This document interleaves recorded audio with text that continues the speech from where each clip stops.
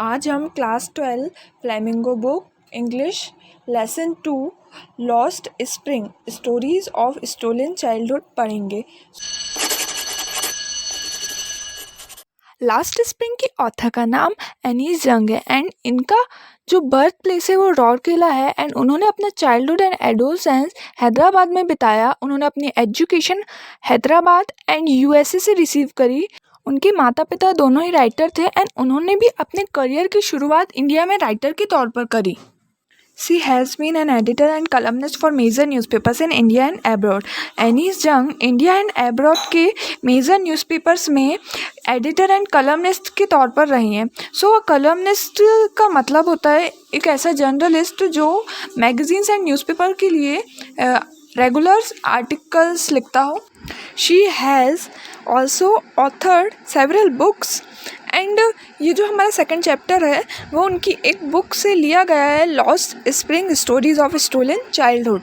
इस स्टोरी में ऑथर ने जो ग्राइंडिंग पॉवर्टी है, घोर गरीबी है एंड जो ट्रेडिशन बन चुका है आजकल चिल्ड्रन की लाइफ एक्सप्लॉइट करने का, उसको एनालाइज किया है। लॉस्ट स्प्रिंग लेसन 2 पार्ट्स में डिवाइड है। हमारा फर्स्ट पार्ट है sometimes I find a rupee in the garbage and second part is I want to drive a car.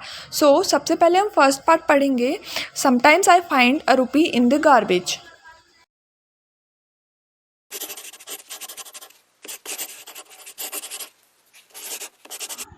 Y do you do this? Author ने साहिब से कहा, जिसे वो every morning encounter करती थी, scrounging for gold in the garbage dumps of my neighbourhood. Author हमेशा साहिब को उनकी नेबरहुड के गार्बेज डंप्स में से गोल्ड की छानबीन करते हुए देखती थी। साहिब ने अपना घर बहुत पहले ही छोड़ दिया था। साहिब का घर ढाका के हरे भरे खेतों के बीच था। साहिब की माँ ने उसे बताया था कि वहाँ पर बहुत सारे तूफान आए जो उनके हरे भरे खेतों और उनके घरों को बहा ले गए।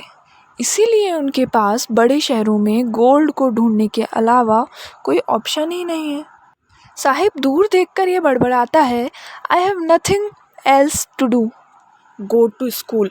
ऑथर क्लियरली यह कहती है इमीडिएटली रियलाइज करने के लिए कि how hollow the advice must sound. Saheb कहता है there is no school in my neighbourhood when they build one I will go. मेरे आस पड़ोस में कोई स्कूल नहीं है, लेकिन जब वे बना देंगे तब मैं जाऊंगा। वैसे उसका मतलब पॉलिटिशियन से है। ऑथर साहिब से मजाक करते हुए कहती है if I start a school will you come. इसके कुछ दिनों बाद ही ऑथर साहिब को दौड़कर अपने पास आते हुए देखती हैं। फिर साहिब कहता है is your school ready?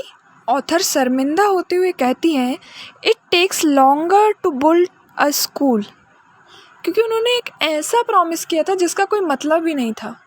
Author की तरह ही इस ब्लीक वर्ल्ड, इस बेरंग दुनिया के कितने ही कोनों में इस तरह के प्रॉमिसेस बनते होंगे। After months of knowing him, author ask him his name. उसने कहा साहिब आलम। साहिब इसकी मीनिंग के बारे में नहीं जानता। यदि उसको उसके नाम की मीनिंग पता होती, Lord of the universe, he would have a hard time believing it. Unaware of what his name represents, Sahib अपने दोस्तों के साथ सड़कों में फिरता रहता है, इस बात से अनजान कि उसका नाम क्या रिप्रेजेंट करता है। ऑथर को बिना चप्पलों के घूमते हुए बॉयज़ की ये आर्मी बिल्कुल मॉर्निंग बर्ड्स की तरह लगती है जो कि नून में गायब हो जाते हैं। इतने दिनों में ऑथर इन सभी में से हर एक को पहचानने लगी थी। She ask one, why aren't you wearing chappals? तुम चप्पल क्यों नहीं पहनते? वो सरलता से जवाब देता है, मेरी माँ मेरे लिए नहीं लाती। My mother did not bring them down from the shelf. जिसने 2 अलग अलग जूते पहने हुए थे वो लड़का कहता है यदि वो ला भी देंगी तो ये फेंक देगा। जब ऑथर ने इस पर कमेंट किया तो वह कुछ ना कहते हुए अपने पैरों को हिलाने लगा। एक तीसरा लड़का कहता है आई वॉन्ट शूज़, जिसके पास जीवन भर एक जोड़ भी नहीं थे। ऑथर कहती हैं मैंने कंट्री में यात्रा के दौरान बच्चों को सिटीज़ में और गांव की सड़कों में बिना चप्पलों के नंगे पैर चलते हुए देखा है। इस पर लोगों का यह एक्सप्लेनेशन था कि ये कोई पैसों की कमी के कारण नहीं है, बट ये एक ट्रेडिशन है बेयरफुट रहने का। ऑथर को आश्चर्य होता है कि ये गरीबी की परपेचुअल स्टेट को एक्सप्लेन करने का केवल एक बहाना है। मुझे एक स्टोरी याद है जो उडुपी से एक आदमी ने एक बार मुझे बताई थी। एज अ यंग बॉय वो एक पुराने मंदिर के पास स्कूल जाता था जहाँ पर उसके फादर प्रीस्ट थे, पुजारी थे। वो कुछ देर के लिए मंदिर में रुकता था एंड शूज के एक पेयर के लिए प्रे करता था। 30 इयर्स बाद मैंने उसके टाउन एंड टेम्पल को विजिट किया। The temple was now drowned in an air of desolation. Desolation means वीरानी। सो जो टेम्पल था वो अब वीरानी की हवा में डूब गया था। बैकयार्ड में जहाँ पर न्यू प्रीस्ट रहता था वहाँ पर प्लास्टिक की वाइट एंड रेड चेयर्स थी। ग्रे कलर की यूनिफॉर्म, सॉक्स एंड शूज़ पहनकर एक यंग बॉय आया एंड उसने अपना स्कूल बैग बेड में फेंक दिया। उस बॉय को देखते हुए ऑथर को दूसरे बॉय की याद आती है जो गॉडेस से प्रे करता था ए पेयर ऑफ शूज़ के लिए। आखिरकार उसे शूज़ मिल ही गए। फाइनली गॉडेस ने उसकी प्रार्थना स्वीकार कर ली। अब वो प्रीस्ट के बेटे के जैसे यंग बॉयज़ के पास पहनने के लिए शूज़ हैं, लेकिन मेरे नेबरहुड के रैक पिकर्स की तरह और लोग अभी भी शूलेस हैं। ऑथर का रैक पिकर्स से परिचय दिल्ली की एक जगह जिसका नाम सीमापुरी था वहाँ पर होता है। यहाँ पर रहने वाले लोग 1971 में बांग्लादेश से आए थे और साहिब की फैमिली भी उन्हीं में से एक थी। सीमापुरी इससे पहले एक जंगल था, वह अभी भी है लेकिन अब वह खाली नहीं है। वहाँ पर रैक पिकर्स रहने लगे हैं। टीन से बने हुए छत वाले मिट्टी के घरों में वहाँ पर लगभग 10,000 रैक पिकर्स रहते थे। वो वहाँ पर बिना किसी आइडेंटिटी के 30 इयर्स रह चुके थे, बिना किसी परमिट के, लेकिन उनके पास राशन कार्ड था जिससे कि उनका नाम वोटर्स लिस्ट पे आ जाता था और राशन कार्ड से वो ग्रेन खरीदने के लिए इनेबल थे। यदि हमें सरवाइव करना है तो आइडेंटिटी से ज़्यादा इम्पोर्टेंट फूड होता है। एक बार ऑथर ने फटी पुरानी साड़ी पहने हुए वुमेन्स के ग्रुप से पूछा कि आप अपने ब्यूटीफुल ग्रीनलैंड और रिवर्स को छोड़कर यहाँ पर क्यों आए हो। तो उन्होंने कहा कि यदि हम दिन के एंड में अपने परिवार का पेट भर पाते हैं और बिना पेट दर्द के बेड पर जा पाते हैं तो हम उस जगह से अच्छा जहाँ पर हमें ग्रेन तक नहीं मिलता था यहीं रहेंगे। उन्हें जहाँ पे भी फूड मिलता है वो वहीं पर अपना टेंट लगा लेते हैं एंड अपना अस्थायी घर बना लेते हैं और उनके बीच में जो भी बच्चे रहते हैं वो इस सर्वाइवल में पार्टनर बन जाते हैं। और सीमापुरी में सर्वाइवल करने का मतलब है रैक पिकिंग करना, कचरा कूड़ा बीनना।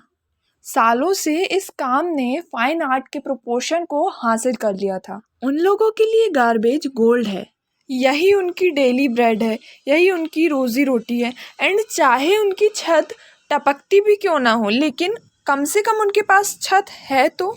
लेकिन एक चाइल्ड के लिए यह और भी ज़्यादा है। साहिब ने कहा, आई समटाइम्स फाइंड अ रूपी इवन अ 10 रुपी नोट।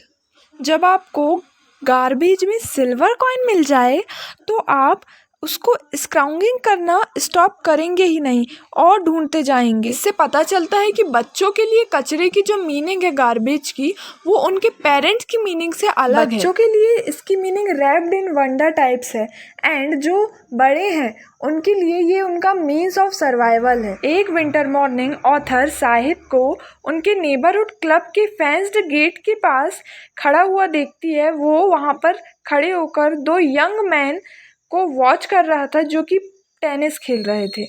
साहिब गुनगुनाता है, आई लाइक द गेम। जब अंदर कोई नहीं रहेगा तब साहिब वहाँ पर जाएगा। साहिब ने भी टेनिस शूज़ पहने हुए थे जो कि उसकी डिस्कलर शर्ट एंड शॉर्ट के साथ बहुत ही अजीब लग रहे थे। साहिब एक्सप्लेन करते हुए कहता है, someone gave them to me. यह मुझे किसी ने दिया है। फैक्ट ये है कि ये जो शूज़ थे वो एक रिच बॉय के शूज़ थे जिसने इस शूज़ में एक होल के कारण इसे फेंक दिया था। जो बेयरफुट ऐसे ही नंगे पैर रहता था, उसके लिए ये होल वाले शूज़ भी एक ड्रीम कम ट्रू टाइप्स है। जो गेम साहिब देख रहा है वह उसकी पहुंच से बहुत दूर है। उस मॉर्निंग साहिब मिल्क बूथ के रास्ते जा रहा था।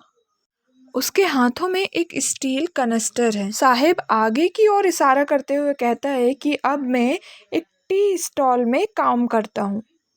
साहिब को इसके लिए 800 रुपीज़ एंड उसके भोजन का तीनों टाइम का खाना मिलता था।